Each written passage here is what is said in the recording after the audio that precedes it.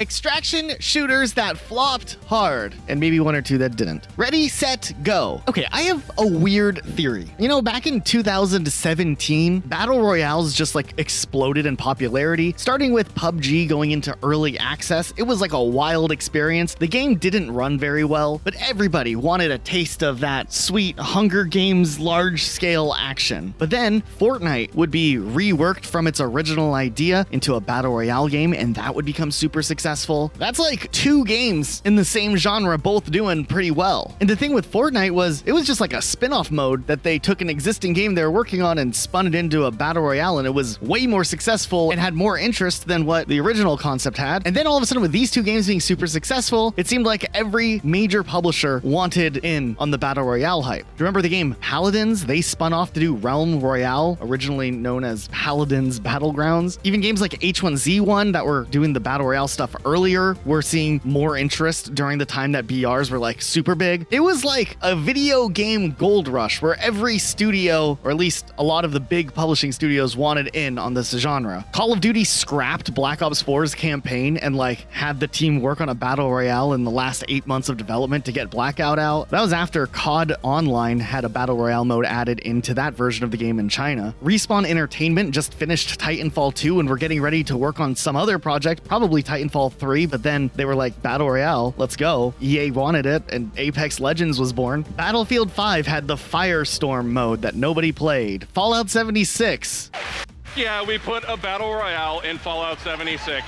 Hyperscape was like Ubisoft's attempt at getting in on there, but they were a little late to the party. My point is, there was this very, very clear rush to capitalize on what was perceived as popular. And a lot of these Battle Royales ended up failing. And mind you, we only talked about like the big attempts from the massive publishers, not all the little games and smaller scaled Battle Royale modes that were thrown out there as well, like Cyber Hunter or Cuisine Royale. And I think with the Battle Royale genre blowing up in the popularity, a lot of game publishers and developers out there were keeping their finger on the pulse for gaming as to what potentially could be the next big gold rush that they could be fast enough to capitalize on and take advantage of. And that's why I think we've seen a huge influx of extraction shooters in the last couple of years, because I think there was this expectation that extraction shooters would become the next viral gaming genre. Like, look at this. Call of Duty, they did the Battle Royale thing with Blackout, then they revamped and did Warzone, and Warzone was really successful, but it didn't mean they stopped like trying different things that were going viral. Remember that massive Among Us game mode that nobody cared about, that they had like a whole development studio in Shanghai work on to implement into Call of Duty Cold War during the time that Among Us was popular? And Fortnite had their own Among Us mode. Like, these studios are trying really hard to like capture any type of viral genre. So which game studios decided, hey, let's just try the extraction shooter and see what happens? We had Infinity Ward with Modern Warfare 2. Battlefield did something. Ubisoft did the regular, let's cook something and cancel it. Okay, maybe I'm going too fast. Let's back up and look at these things one at a time. But first, we've been checking out the FlexiSpot C7 Max chair recently, and Luke, who's like the co-host of this channel, has been the one really putting it to the test. FlexiSpot sent the chair over for us to try out, and Luke's been using it daily for editing, gaming, all of it, and he genuinely likes it. So that's pretty cool. Look at him go. One thing we both appreciated right away was that it was super easy to put together straight out of the box, no complicated setup, just a few steps and it was ready to go. Once it's set up, the customization really stands out. The backrest height adjusts so the lumbar support hits exactly where you need it. The seat cushion combines latex and memory foam so it stays comfortable even after 12-hour days, something Luke can confirm firsthand. You also have 3D adjustable headrests, 5D armrests that dial in perfectly for typing or gaming, and if you go for the footrest model, it's great for leaning back and relaxing during breaks. There's seat depth adjustment, 135-degree reclining backrest, and overall, there's just a solid premium feel to the entire build. It also comes with a 30-day risk-free trial and a 10-year warranty with direct part replacement, and if you're looking for something more budget-friendly, check out their C5 model. Same great quality with fewer features, but still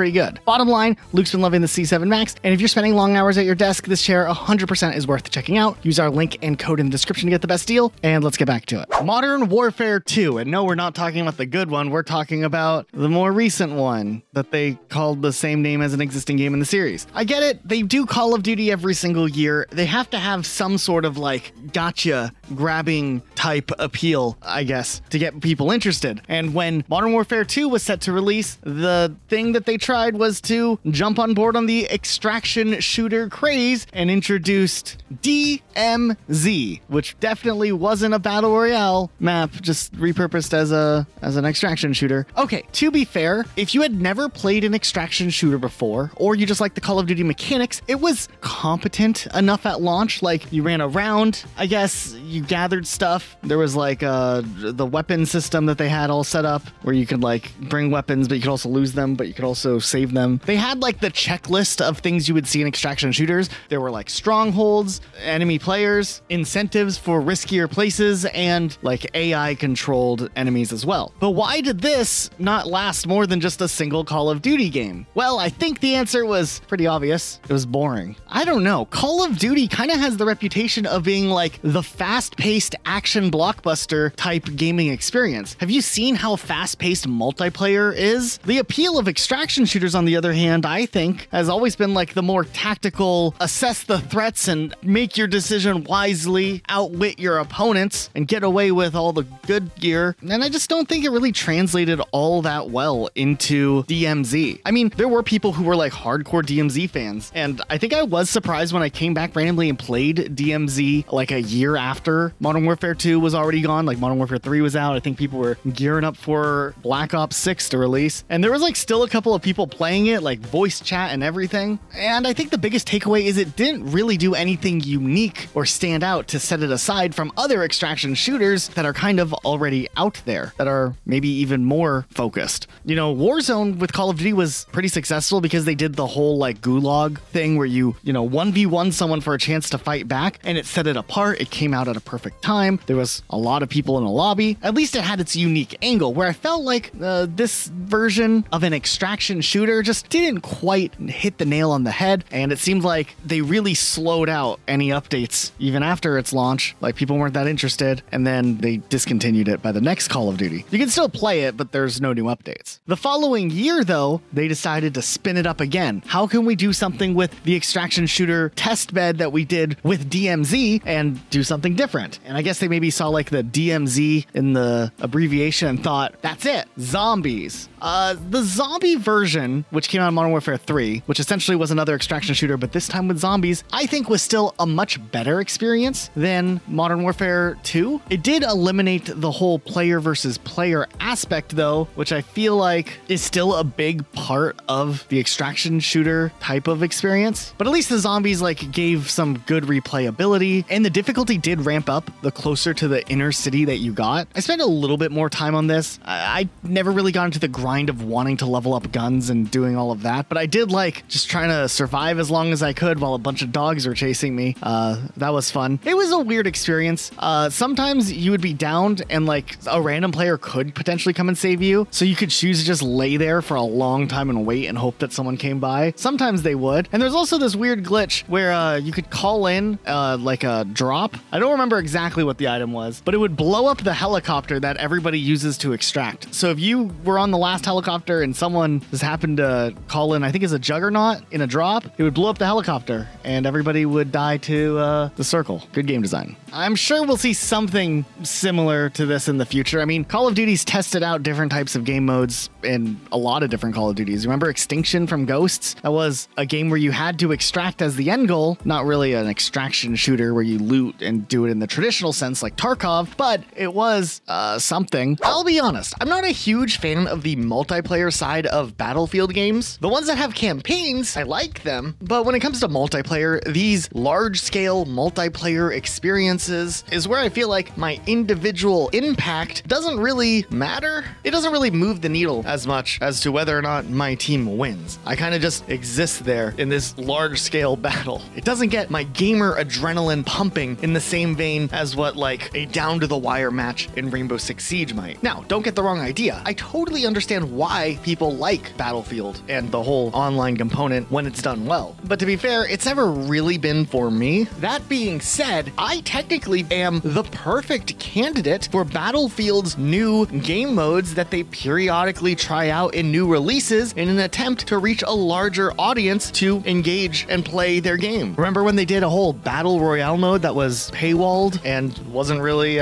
big enough to be brought back in a future Battlefield game? I don't think that many people really got into it. But in Battlefield 2042, they were chasing something else. I don't know what it was. The game was pretty unpolished at launch, so whatever they were chasing, it was something. Now, I have an interesting take here, but Battlefield 2042, it introduced Hazard Zone, and I think Hazard Zone might have been one of the biggest wastes in resources in recent game development years. I mean, a lot of games waste resources, time, effort into features, but Hazard Zone was like top notch, mostly because the rest of the Battlefield game that released was pretty rough around the edges. Maybe not for the same reasons other gamers might think adding an extraction shooter mode into Battlefield 2042 would be a bad idea or a waste of resources. Because big picture, I wouldn't really, think of it as a terrible thing to try to introduce a new game mode and try things out if it was a competent game to begin with. But at the end of the day, when it comes to extraction shooters, a lot of the games are pretty similar in general scope, and to do something with Battlefield 2042 that felt more cookie cutter copy and paste and not necessarily unique or influenced by the genre that the Battlefield games have leaned into in recent years, it seemed like a weird timing considering how unfinished Battlefield 2042 was at launch. I mean, there's a general expectation with a new game release as to the quality, and it just seemed like Battlefield 2042 was well below the standards that a typical Battlefield fan would expect. Then it's like, okay, that's not a good first impression with the way that the game released. It's obvious that they had to rush things out to make the game release in time, but sure, they had to rush things out. Their timeline was crunched, but they also spent all of this time working on a copy and paste type of extraction shooter mode that not a lot of people enjoyed either.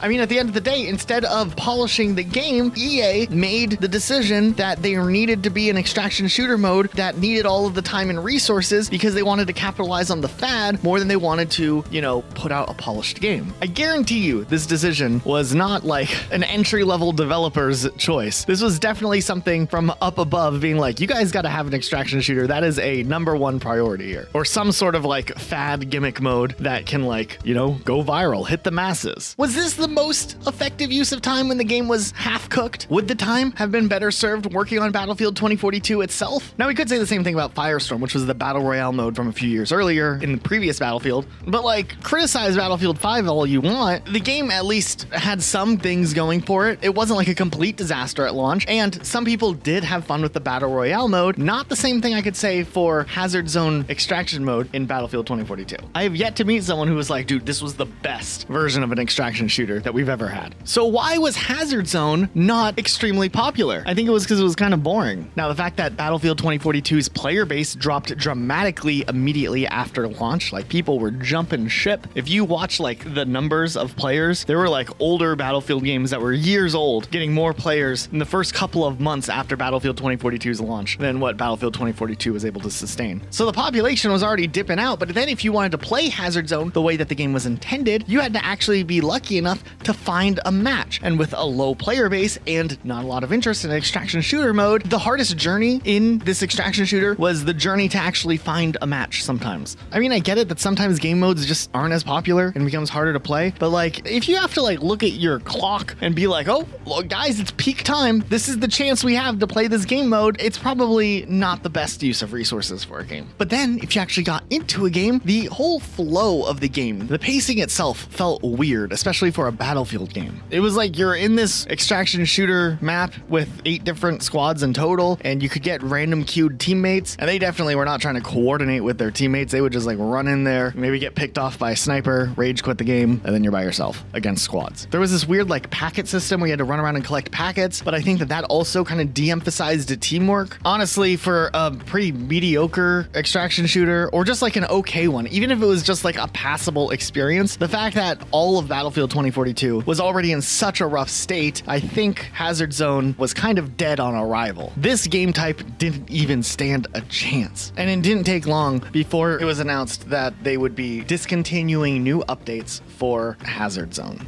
I think also the fact that it very much felt like Battlefield was just chasing a gimmick and not like some organic, genuine inspiration that was like put into a mode. It definitely wore down the reputation before it even got a chance for people to give it a good shot. But before we get into more of the AAA extraction failures, there's actually a small extraction shooter that tried to do something unique and shut down within the first month after release. This game was called Seekers of Skywhale, and it was a multiplayer game trying to blend mobile mechanics with extraction shooter elements. This game shut down March 31st of this year, less than a month after its release into early access, with launching on March 3rd. And with that, they took down the whole studio called LOD Games, which was founded by veterans from BioWare, Blizzard, and Riot, but I guess they ran out of funding and, you know, their first project wasn't successful and had to shut down. So the whole studio is gone at this point. At first, they did have decent funding and they raised $32.5 million to develop a co-op project, which later they would pivot into Seekers of Skywhale. Right off the get-go, there was like zero interest in this game. The top peak on the Steam charts was only like 384 concurrent players, which is super low. Like, that is insanely low for a launch day. And even these almost 400 players didn't stay around for long. Like, the whole attempt of fusing League of Legends or Dota together with the extraction shooter elements like PvP and PvE kind of didn't work, I guess. The game, you know, was all about going in, looting, fighting other players, escaping, extracting, whatever you want to call it. There was different heroes that you could play, like tanks, healers. All of them had unique abilities and skills and their own progression system. Apparently, LOD Games aimed to create a social and replayable experience, but they struggled after pivoting from the original vision, which was a co-op game, which they had raised the $32.5 million for that I talked about earlier. Now, I don't know why they decided to enter the competitive multiplayer market, which, you know, the mobile market itself is really crazy to get into. There's like 2 successful mobile games ever. You know, even Blizzard failed at making a mobile game that kept players' attentions. And then on top of that, the extraction shooter genre is also really oversaturated and most of them die as well. So I don't know what made them decide to combine these 2 genres together and then release a game, but we sure as hell know that it did not work. Does anyone else remember Rainbow Six Extraction? This was a wild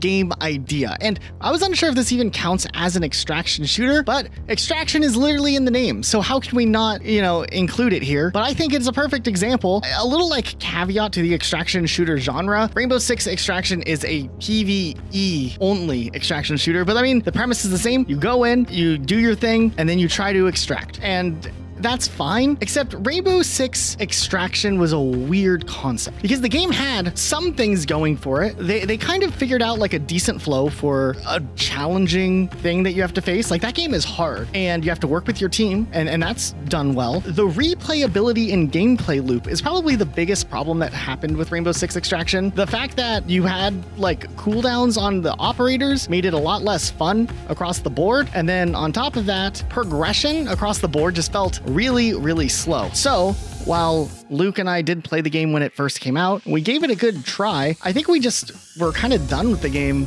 after just a few hours of it. We felt like we experienced the most of it. I mean, there were some like things that would have come up that would have been kind of cool, even harder challenges, but the game was hard enough as it was. And I didn't like the fact that you were forced to change your operator out pretty regularly. They stopped really doing any updates after the 1-year mark, so I assume it didn't keep the player base like they had hoped it would. I would like to see Rainbow Six expand more in the future, but I don't think Extraction was the play.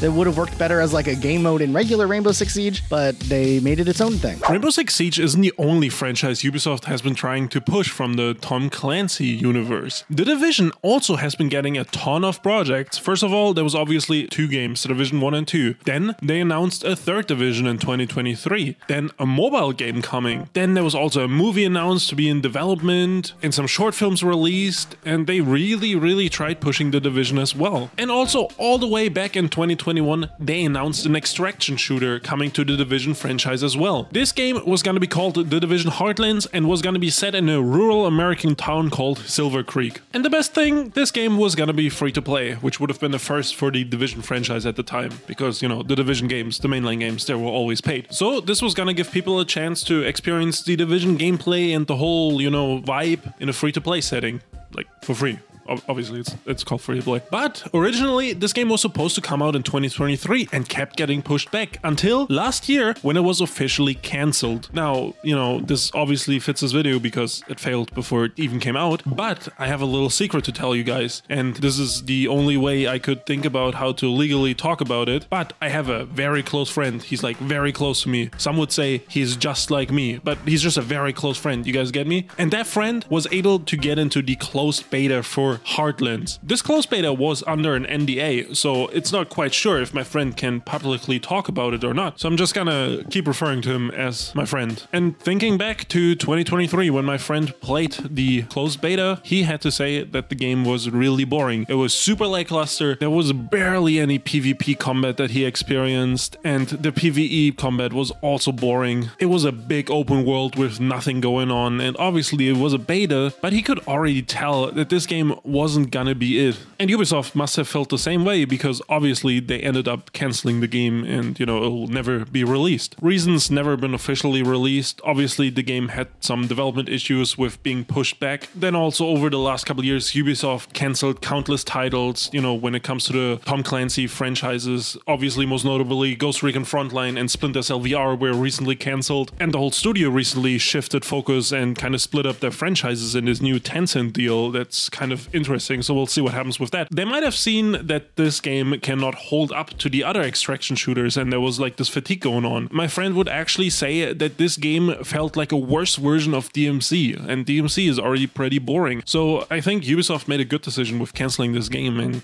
never releasing it, because I think it would have just failed. I mean, my friend thinks it would have just failed. There's a game, if you're a console player, you might have heard about because it was like free to play on Xbox and stuff, called Hawked. A wild name for a game. But the game was trying, I think, from my perspective, it was aiming to be like the Fortnite of extraction shooters. And it was fine, I guess. The game worked. You could start it up, you could load in, you could run around, you can do some puzzles and find treasure. And then the idea was you get the treasure, you have to avoid the other players who are gonna try to kill you, fight against like the bot characters, the AI characters, and then extract. And then you get like, the way extraction shooters work. The problem with this game was it wasn't popular. Luke and I finally decided to try the game after maybe like a month or two of the game being out on Xbox, and there was nobody there. We both loaded in, and when you load into that game, it takes you to the hub world, and in the hub world, we just saw each other. We didn't like matchmake or invite each other to a party. We were just the only people in that server region that were actually playing the game. And it wasn't like a weird time either. So it was fine. I saw a lot of complaints in like the reviews and stuff of the game back when it was available that the crossplay had kind of killed the game. The game just didn't have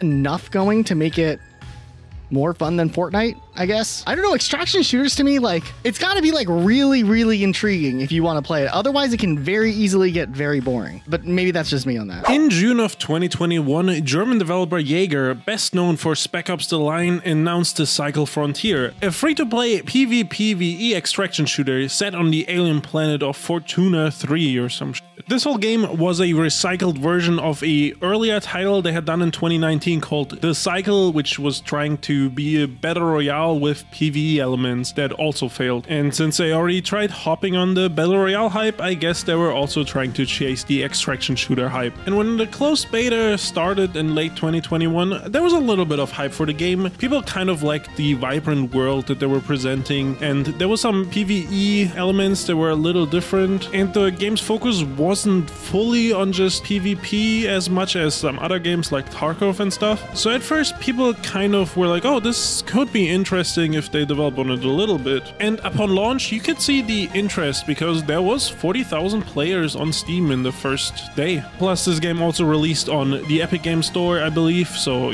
there was probably another couple thousand or 10,000 players there as well. But those numbers started dwindling fast and rapidly decreasing. And this was caused by a multitude of factors. Like, first of all, the game had a real identity crisis. There was a lot of PvE focused, like you were supposed to do these missions and then you would get ambushed during this mission since it was a PvP game also, which obviously is fine because it's an extraction shooter, but the gunplay then didn't hold up. So it's like you have to do these missions and then, you have to go into gunfights with other players, but the gunplay kind of sucks. So I don't know, it's just a weird and frustrating cycle. And on top of that, as a casual player, the game felt really grindy, but if you're playing a lot of the game, it wasn't deep enough. Like losing the gear felt punishing. That was fine. I mean, that's what you expect from an extraction extraction shooter, but the rewards for successfully extracting weren't enough. There was no rhyme or reason on why you were doing any of this and why you were trying to get this loot and what the end game was. And I guess the more you played of the game, the more you realized some players just kind of got bored. And new content wasn't releasing frequently either. There was some new weapons and cosmetics, because obviously it's a free-to-play shooter, they have to make some money, but there was never any new maps or factions or mechanics introduced into the game that could have maybe reignited the interest of players and kept them playing for longer. And another reason is something that a lot of extraction shooters fall into, but there was a rampant cheating issue. This is a free-to-play title, and obviously there's gonna be a ton of cheaters, and the developer was not able to keep up with them, which led to even more players quitting because they were just frustrated with the cheater epidemic.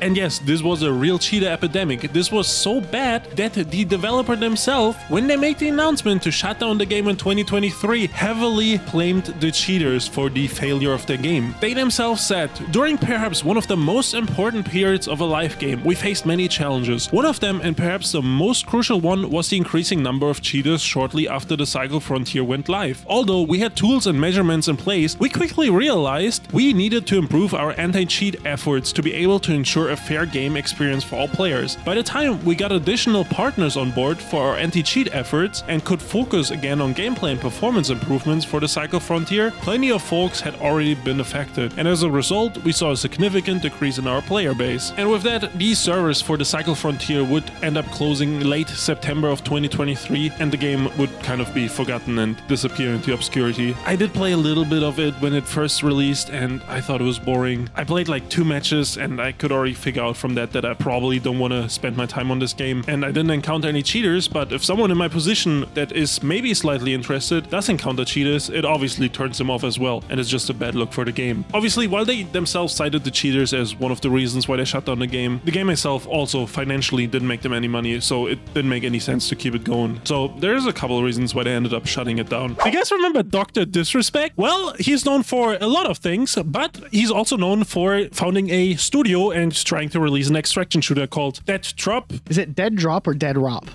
I mean, I think it's supposed to be Dead Drop, but they spelled it Dead Drop or DEA. Yeah, dude. Drop. I don't know. Oh, do you think it was a DEA game? Yeah, maybe. But I mean, hey, the dude is known for making questionable decisions, so I won't question him now, I guess. This game was highly controversial when first announced because they added NFTs to the game. And you guys know, if you guys remember NFTs, there was like a fad from a couple years ago where allegedly a bunch of people got scammed. Maybe the whole market was a big scam. And Dead Drop was trying to capitalize on that market with the Founder's Coin that you could exclusively get as a NFT or something. Now, this game had an interesting development cycle. It was developed by the studio that Dr. Disrespect founded called Midnight Society. During the development, they would do these like alpha releases that had like very unfinished maps and very unfinished textures that people could play, so they could get feedback, I guess. Now, this game was more fast-paced than a lot of extraction shooters. This was, you know, fast-paced like DMC or Hunt Showdown, where, you know, you just kind of quickly do something and go out. It already wasn't that exciting to begin with, and, you know, in this alpha state, there obviously wasn't much content. Now, Dr. Disrespect got himself into a bunch of controversy, got dropped from his studio. Then the studio laid off a bunch of employees, and eventually the studio ended up shutting down and would cease any development on Dead Drop. It got dead dropped. Okay, we'll leave that in. Have you ever heard of the game Marauders? No. It is a Tarkov clone, but you're in space and you're on like a ship made out of scrap, and you ram into other people's ships and then board them and then kill them, take all their loot, right? Sounds amazing. Sounds paper. like Sea of Thieves in space. It does. And all the guns are like World War II era, or like this, you know, this retro future World War II era style, right? So it's got a unique thing going on. The game itself is not very popular and is paywalled, and the player numbers are actually super low, which I didn't realize because I always thought people spoke highly of the game. But apparently the content updates for the game are really slow. People kind of turned on the game and stopped playing it. I don't know. It seems like this game peaked like 2 or 3 years ago and just never did anything with its popularity that it had for like a short while. So now, you, Elijah, you always say you don't know much about extraction shooters, right?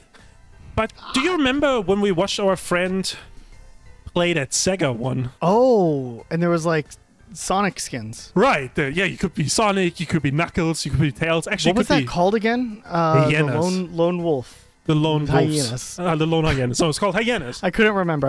Okay, yeah. So it was hyenas? Hyenas. Yeah, I don't know how to pronounce it, you know? This was a game developed by Sega, and they actually had been developing it for a long time. Now, they finally did a beta, and the reception of the beta was so bad that they just canceled the game. Wait, really? Wait, just straight up? They straight up just canceled it, dude, after the beta. How was the game? I don't remember anything except the Sonic skins existing. Right, they were also really freaky. Like, there was like these anthropomorphic, like, Sonic skins, right? Like, it looked really, really bad. The twist on this game was it was supposed to be a hero-based and team-based extraction shooter, which is a loaded sentence. Then there was a bunch of mechanics on the map, like the zero-G combat gravity thing, like, you know, on that one Reach map from, like, Map Pack 2.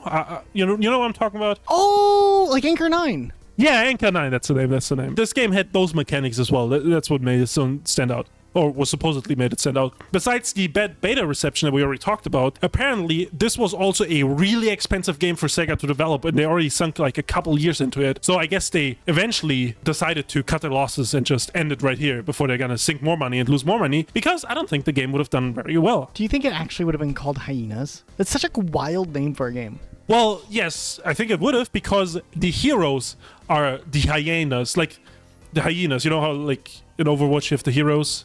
In hyenas, they would have been called the hyenas. But why? I don't know. I don't know what they're smoking. They've been making Sonic games for like 30 years. I don't know, dude. Don't question them now. Yeah, that is a good point. In September of 2023, they announced that the game would be cancelled and would never see a release. So it's another one that never made it out of beta, which I'm starting to think is a little theme on this extraction shooter list as well. It's a real shame we never got to play hyenas. I feel like we would have really liked to embrace our inner hyena and just run around and extract. How would it work? What was the objective of the game? You just get the loot, and then you get out. And these games are so boring. Actually, there's a game I wasn't even going to talk about that just popped in my head that absolutely we should talk about, because I don't normally get refunds on games, but especially Xbox games. But I was like, you know what? I'm going to take a chance on a game. A new game released. I was desperate for something to play, and I bought Sin Duality Echoes of Ada. I didn't know what the game was. I thought I'd go around, there'd be some robots, some animate characters, and it'd be a good old time. It's a weird extraction shooter where you go around and like you mine resources and then you get killed. At least that was mostly my experience. The weird thing about it though is I was like, you know what? I'll buy the game. I see Dim already has it, so I know I can play it with someone. But no, the game launched without the ability to party up. So you just go in, solo everything, hopefully have a good time. The game was a miserable experience. I refunded it. I saw a ton of people not happy with this game. The gameplay loop just being boring or just bad, unbalanced. However, there is one person I know who still enjoys the game, and that's Dim. Plays it every single day. So maybe I'm the one that's missing something, but he had a good time. I actually got a refund from Xbox. I've been denied refunds the few times that I've tried to get refunds on things on Xbox. So I kind of gave up. I just never try to get refunds ever again. If I got a bad game, I just cut my losses. It was ever since I downloaded some indie game, and I just didn't get into it. I thought it was gonna be a lot different. Frogun. I just like bought it on a whim, and then I changed my mind, tried to get a refund, got denied, then played a little bit of the game. It was actually kind of fun, but I did get a refund on the Sin Duality game. So now that we're getting into the good ones, right? Are there actually good extraction shooters though? There are actually a couple of good ones, and I don't know if I believe you. We played Tarkov that one time where you played it at like 2 FPS, and we looked. Yeah, that was a miserable experience. I was like, Elijah, look at this cache. You're supposed to loot it, and you're just like, yeah, it was, the game wasn't optimized well for my hardware at the time. yeah, for your fucking 670 GTX. Hold on, I've never had a 670. It was a 1060. All right, sorry. Low settings, and I had like a i5 processor from 2014. It just it didn't work. It definitely didn't work. That was one of my few experiences with the game. I think we should talk about Tarkov. Go ahead, Luke. I know you love Tarkov. I couldn't figure out what the appeal was. But if you love Tarkov so much, 10 FPS, I couldn't figure out the appeal of any game at 10 FPS. It wasn't fun. I don't know. You go in, you try to get stuff, you die, you lose your stuff. You can pay for insurance, and there's these people called, like, what'd you call them? Like Chads or something that, like, run around with armor, and you're like, this is the best part of the game? I don't know if the Chads are the best part of the game.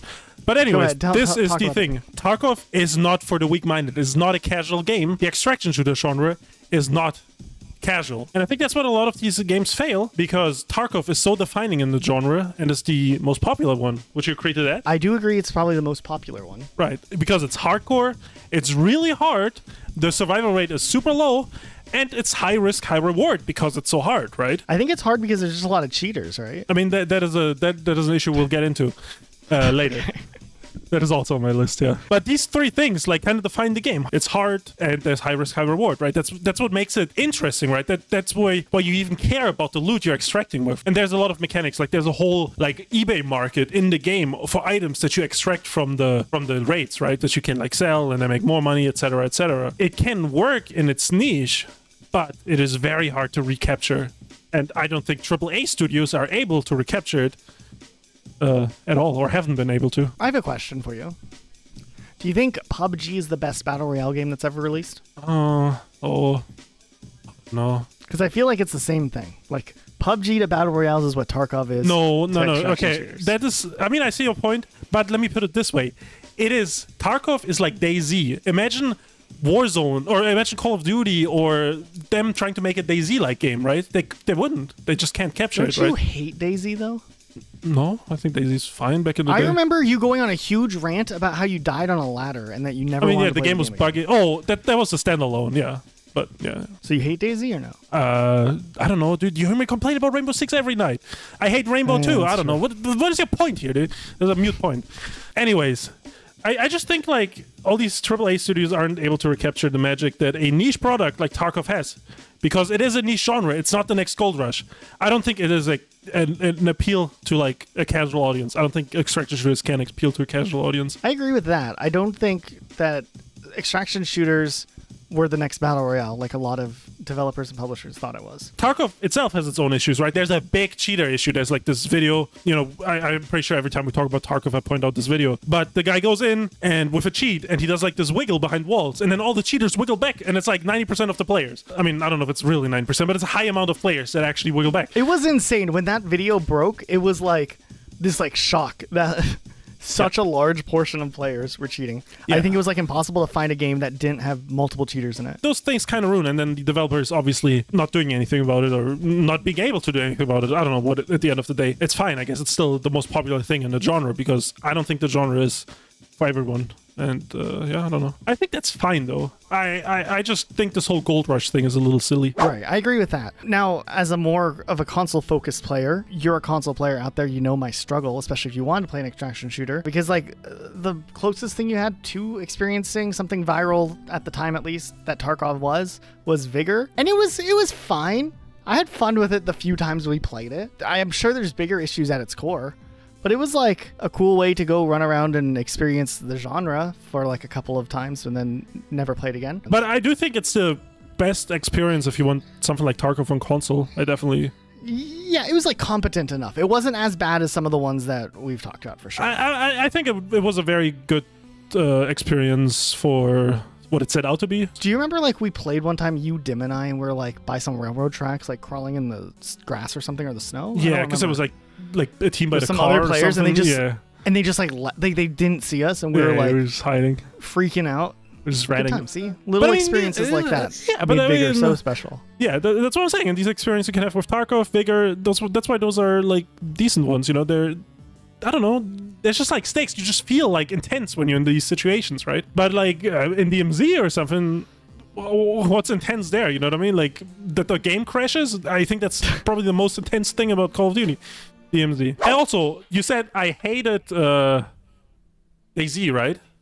Another game for a long time I said I hated was Hunt Showdown. I thought you loved Hunt Showdown. Well, yeah, at first I did hate it, and I'm pretty sure there's videos from like 2-3 years ago. It was like, this is the worst fucking game ever. But then I saw the light. It's like at Awakening. It's like, you know, in my dream, an angel came to me and told me to try Hunt Showdown again, and I finally understood it, and I finally understood what made the game unique. And I think that one is another good extraction shooter that does something different from Tarkov, because this one isn't necessarily focused on the loot. This one is more like the loot is just the thing that leads you to the PvP, and interactions. Does that make sense? But you go in and you're supposed to attack these monsters that there's like 2 monsters on the map usually, and then extract with like the hearts or whatever, like they drop like an item, right? And other players will come when you attack it. I'll be honest with you, Luke. I didn't know Hunt Showdown was a extraction shooter. I definitely thought it was a battle royale. Has it always been an extraction shooter, or was it a battle royale at one point? I don't think so. It's always been an extraction shooter. Yeah. How did I not know this? I've played the game multiple times. You just talked about a game that you bought and only found out it was an extraction shooter when you opened it up. So I don't know. But Hunt Showdown, I played it. I was pretty sure I was like trying to be the last one standing. Oh, when did you play it? I played it years ago. Oh. Like 2021? 2022? Interesting. 2021 probably? I never know. Yeah, but I played it with Dim. Dim and I played it. Oh. Dim was with me. I don't know. We were trying to be the last team standing. And then extract? No, we were just trying to be the last ones in the circle. We died. What circle? There's a circle that showed up. That's what I'm confused about. I thought, what did you guys is it really? Has it never? Oh, hold on. Surely there was a battle royale mode at some point then. In Hunt Showdown? I don't think so. Yeah. Is Dim around? Can we get him in a call and ask him? Oh, he's here. Do you remember that time you and I played Hunt Showdown? Oh my god. So you do remember it though? Yeah, vaguely. Okay, what type of game was it? It was a PvPv. It was kind of actually it was kind of like an extraction shooter. Okay. Where was we pretty it much like anything else? we spawned in a map as together. Mhm. We tried to find clues for the boss. Then we competed against other players to kill the boss first, and then take the remnants and leave. I don't know how else to. You wouldn't say it was any other genre, right? Besides extraction shooter? Yeah. Not really. Like you don't think it was like any other type of first-person genre that you can think of? Why don't you just like read him the lines? If you had to say it was another genre, what would you say it was? Okay, I don't know. I honestly don't know. Okay, yeah, I am actually shocked because every extraction shooter has BR elements, so you should just say Battle Royale on any extraction shooter. So I don't even know, you know. When we played it, did we play a mode though that was like a battle royale that was maybe in the game at the time, or were we just playing the regular mode? We were playing the regular mode. It was simply get to the boss as fast as possible, kill the boss, get the revenants, extract as fast as possible before people kill us. Hey, you said the word. I mean, I don't disagree with you, Dim. That just wasn't my interpretation of what I was doing during our gameplay. I was definitely trying to be the Fair last enough. team live against all the other teams and survive the final circle. Is that how you play Siege too? But there wasn't a final circle though. I don't play Siege that way, Luke. Usually. Anyways, Hunt Showdown, good game if you know what you're doing. I think that's the takeaway. But you know, it kind of is also. I don't think Elijah likes extraction shooters, and I'd say Elijah is a pretty casual gamer. I've played one extraction shooter that I really liked. It was a limited time game mode in Fortnite. You remember back when they did like the primal season and there's like wolves and stuff? I do remember us playing that. Yeah. Wait, didn't we play it together with Sandy? we definitely played it. Yeah, I do remember. Yeah, it was like a little like limited time game mode event. You had 20 minutes. You had to go run around the map, get some parts so you could like build a helicopter or something, or fix the helicopter and then fly away. It was cool. I liked that. That was fun. I don't know. And then I never wanted to play an extraction shooter again. I got my fill of it right there. But there was some confusing stuff about it too. I remember like we like walked around at first for a while and didn't know what the hell we're supposed to do. It was like a snowstorm. And then there maybe? was like, yeah, and then all the wolves were attacking us. Yeah, there was some weird stuff going on with that mode as well. That was a little confusing. Wild times. So then one that I played very little of, and that I did think Elijah wanted to play at some point, and I think we almost played, was Dark and Darker, which is a like a dungeon crawler extraction shooter. It's like you're like a wizard, and then you go into the dungeon. There's like skeletons and other players, and you're like, I don't know, Fustora or something. I don't know what wizards do, something like that. It looks like that one map from Lethal Company. But I think we might have more fun with Lethal Company. But that's, I guess. I mean, it's got to be like the same thing, right? Is Lethal Company an extraction shooter? No, because you don't shoot. And there's no PvP. There are guns in the game. There's shotguns, right? There was a mod. I think Lethal Company is all an right. extraction Let's not go to do this. I mean, do you shoot in Dark and Darker? I mean, magic, or you swing a sword, I guess. That's not shooting, though. I guess you swing a you could sign. Swing a hammer or sign or whatever it is. A bat. Yeah. Not a bat, a sign.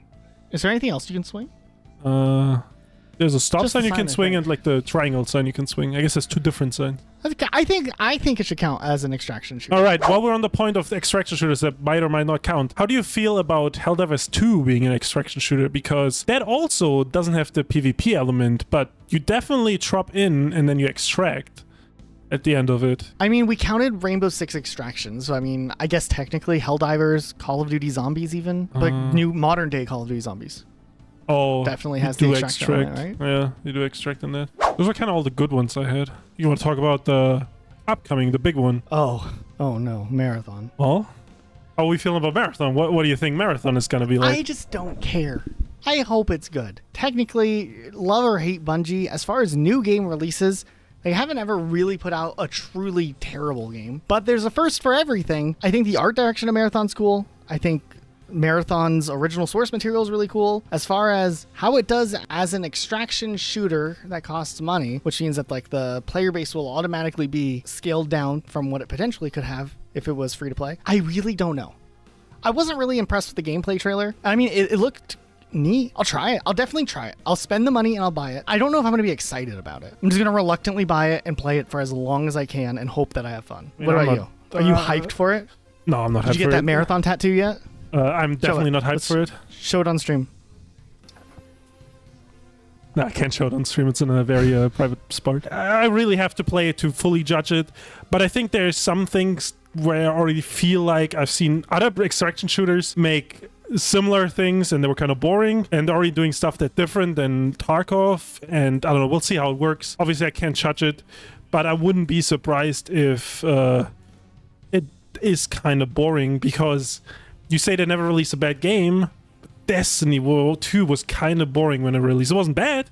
Gunplay is good. I'm sure Marathon's gunplay will be good, and it will be looking nice, but it might just be boring. In Destiny 2's defense, you've said that Red War was like your favorite campaign ever for Destiny. I have an Was not. alarm going off on my phone. I have no idea why. I think I set an your alarm for camera froze. Dude, your camera 9:47. froze in a really crazy, like in a scary spot, dude. Oh, let me see. It's like a...